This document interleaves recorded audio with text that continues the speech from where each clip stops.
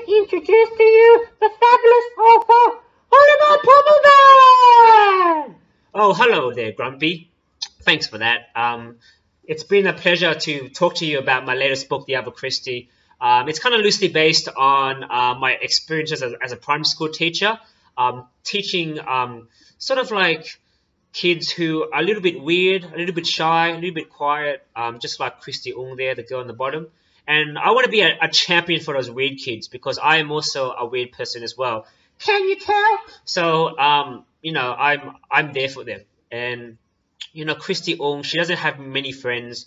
And she shares the class with a loudmouth bully named Christy Owens, who is actually kind of loosely based on Queen Bees that I've taught as a primary school teacher as well. And, over the course of time, they do become friends, unlikely friends. And I guess that's what I'm into as well. I love writing about unlikely friendships. As a teacher, I've seen so many friends, break up, then make up, then break up again, friendships, especially girls friendships, they're so complicated. They're very tricky, and sometimes a little bit fickle as well. So I like to capture that in my books as well. And, Christy she's a quiet girl with loud ideas. And she just wants to share her passions with the class and the whole school. And her passion is baking. And so when she decides to bake a cake for her class, the spotlight is on her for the first time. And it's kind of her coming out of a shell. And, my wife, Kung, she kind of loosely inspired Christy as well because she loves to bake as well. And my father-in-law is kind of like Christy's grandpa.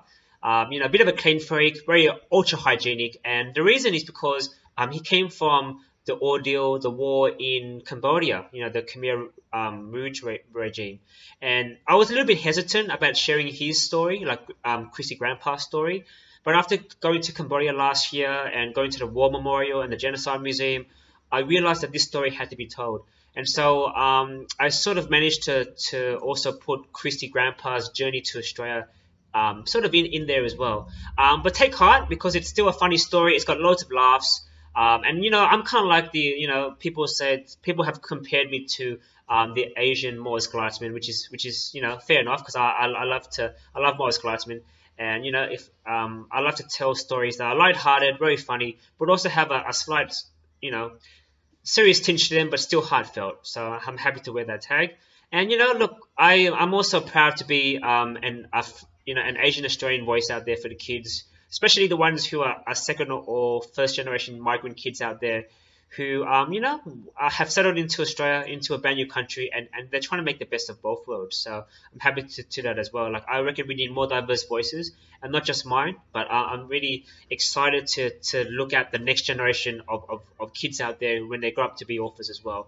And from all different kind of cultures as well. So the more diverse books, the better, I reckon.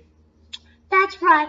I just want to say a couple of words as well. And hey, what's going on? Hey, what the? Who are you?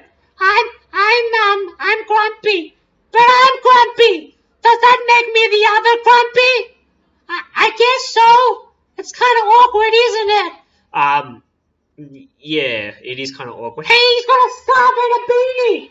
I begged you for a scarf for like 6 years, man. What's going on?